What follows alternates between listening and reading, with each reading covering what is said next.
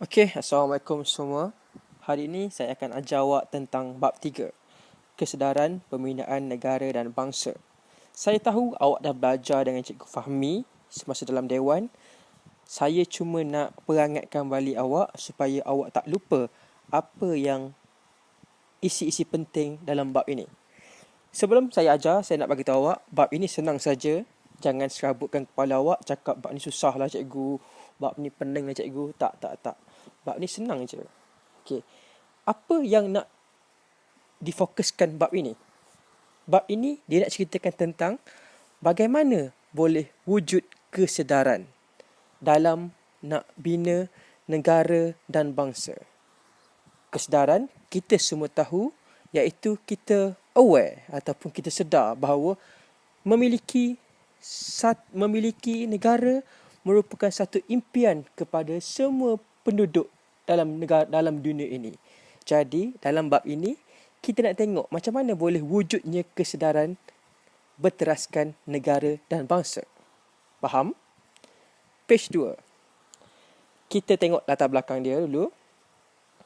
Dalam bab ini kita akan pelajari bagaimana proses membina latar belakang negara dan bangsa. Ingat negara dan bangsa. Cuba ingat balik tajuk yang sebelum saya bagi tahu tadi. Apa beza negara dan bangsa dengan pembinaan negara bangsa? Dan je beza dia kat tengah-tengah tu. Okey. Tak apa, sekejap lagi saya akan nak bagi tahu apa perbezaan dia. Yang kedua, kita nak membandingkan.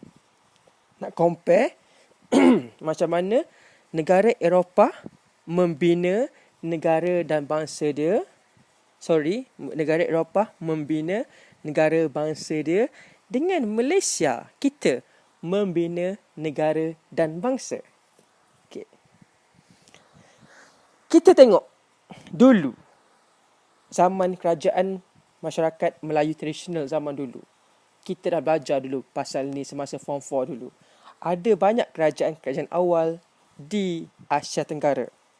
Saya ambil satu contoh je.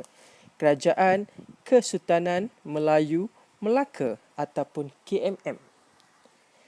Konsep kerajaan masyarakat Melayu tradisional ini adalah ciri-ciri dia, di mana kita kena ada setiap ciri ini bagi memperakui telah wujud satu kerajaan semasa pemerintahan itu.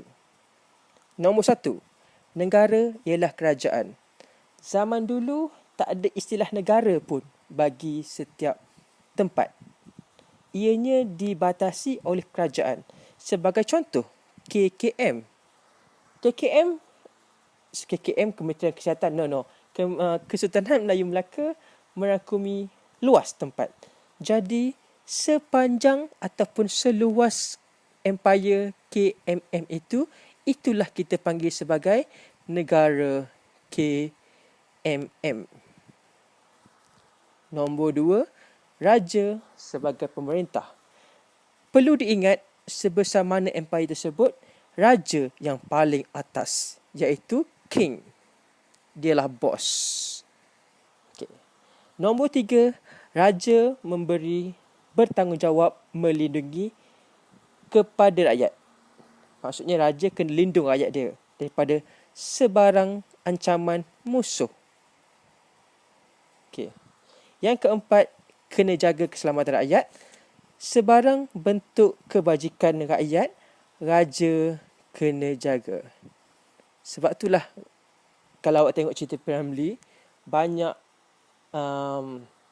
penghulu-penghulu pergi jumpa raja, raja tanya dia, "Penghulu, apa masalah kampung awak?" "Maafkan patik tuanku, kampung saya ada banyak sangat tikus." Okey, kita bagi racun tikus kepada penghulu ini. Sebab apa? Jaga kebajikan. Yang keempat, kesetiaan rakyat terhadap raja menentukan sepadan kerajaan. Ini yang penting. As long as rakyat tersebut setia kepada raja, itulah sepadan kerajaan dia. Sebagai contoh, KMM, kita tahu Kesultanan Melayu Melaka walaupun bertempat di, kita katakan di Melaka, tetapi as long as rakyat dia setia kepada KMM, itulah sepadan kerajaan tersebut. Sebagai contoh, rakyat di mana? Di Filipina. Masih lagi, tak naklah Filipina, di Indonesia. Jika rakyat Indon masih lagi memperakui kesetiaan rakyat kepada KMM, itulah sepadan kerajaan dia tersebut. Dan yang terakhir, negeri bererti kawasan. Jadi, lain. Kalau negeri hari ini, negara paling atas, negeri bawah dia. Betul. Kalau zaman dulu, kerajaan paling atas, kawasan bawah dia. Kerajaan KMM, Kerajaan Kesultanan Melayu Melaka, negeri mana? Negeri Pahang, negeri Terengganu, negeri Kelantan, itulah negeri di bawah KMM ini. Faham semua? Page 5. Konsep bangsa Malaysia. Dalam nak cerita tentang pembinaan negara bangsa, kita kena tengok negara kita, apa yang uniknya tentang negara kita. Okay. Kenapa kita panggil sebagai bangsa Malaysia? Okay, jawapannya senang saja. Sebab kita multi-race. Kita ada Melayu, kita ada Cina, kita ada India dan kita ada lain-lain. Itulah bangsa Malaysia. Berbalik kepada soalan saya mula-mula tadi, apa perbezaan antara pembinaan negara bangsa dengan pembinaan negara dan bangsa? Saya tulis kat sini, negara bangsa NB dengan negara dan bangsa. Okay. Unik, memang unik. Sebab negara bangsa Eropah boleh terapkan tentang ini. Manakala negara dan bangsa hanya di Malaysia saja. Sebab apa? Kita ada ini. Orang Eropah, dia bina negara dia berteraskan bangsa dia. Sebagai contoh, awak. Saya tengok awak semua. Okey, kelas 5C.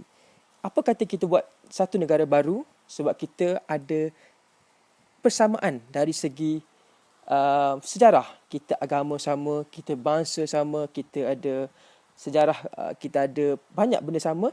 Kita buat satu negara baru, kita panggil sebagai negara 5C. Berteraskan kepada bangsa kita. Di Malaysia tak. Malaysia tak boleh buat macam tu. Sebab itulah Malaysia ada negara dan bangsa. Sebab kita ada pelbagai perbezaan antara Melayu, Cina, India dan lain-lain. Tak boleh ikut style Eropah. Jadi konsep negara bangsa Malaysia merujuk kepada sekumpulan manusia dalam satu ikatan ketatanegaraan. Okay. Nombor 2, bangsa Malaysia ialah masyarakat berbilang kaum. Macam kat atas ni. Yang ketiga, berlainan bahasa, budaya, kepercayaan dan pendapat tentang keduniaan. Yes, memang sangat berbeza kita. Dibentuk melalui menggunakan bahasa kebangsaan, iaitu BM. Yang kelima, dibentuk melalui pengalaman kebudayaan kebangsaan. Dibentuk menerusi rukun negara dan kebebasan beragama.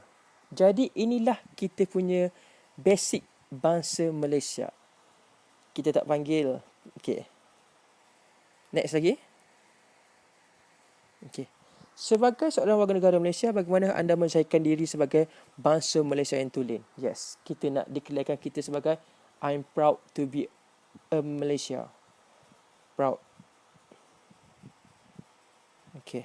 Contoh satu, kalau saya lah tulen saya pergi overseas pakai baju Melayu. Okay. Ataupun makanan, saya menolak sebarang makanan fast food. Saya makan makanan negeri saya, seperti nasi lemak, seperti roti canai. Okay, next lagi. Saya start dulu. Saya play kepada next lepas ni.